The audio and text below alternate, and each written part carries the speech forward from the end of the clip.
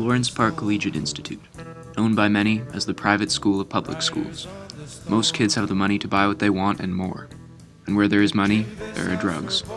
Our team of investigators have decided to have a look into LPCI's drug trade, starting with the principal. It's something that is an illegal substance, and we're bound by the Safe Schools Act from the province of Ontario that it actually talks about. It's a type of incident that a principal shall consider a suspension for, and it could go up to 20 days. According to the principal, the school is very strict in their drug policy and drugs are not abundant. So next we talk to a former dealer. I mean, like some people nowadays, like in high school, they'll get a part-time job, right? And make a couple extra bucks. But think about how perfect it is for a student to deal drugs. Instead of allotting like 3 hours or 2 hours a day, say, or 3 hours every other day for work, you are allotting 0 effort, 0 time, and you're making a killing. The legal responsibility of schools for a student if they're out on lunch is, it all ties back, does it affect the school climate? For your really regular stoners who don't also chop, that's probably what they're gonna get. And if they're poor and if they smoke a lot, then they're probably gonna want bush or low grade, that's what you call it, right?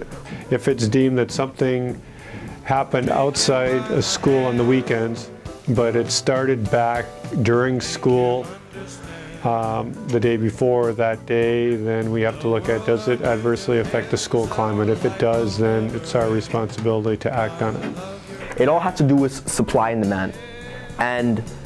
And unfortunately, I mean, Lawrence Park is a school where the demand is very, very high.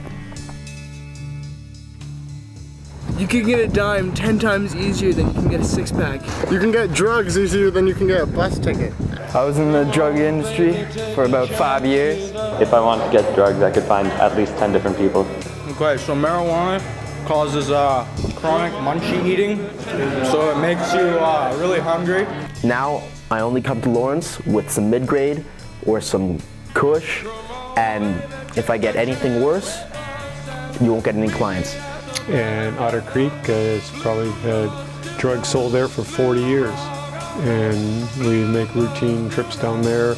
You're forced to always carry like snacks, like Rice Krispie squares and shit. That's pretty much it.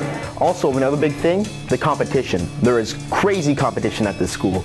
You'd be surprised how many dealers there are at this school. And I kid you not, it's a lot more than 10. Because of the opposing views of the administrations and the students, it was time to seek out the drugs ourselves and find the answer. We entered a well-known area of drug use near the school called the Rab.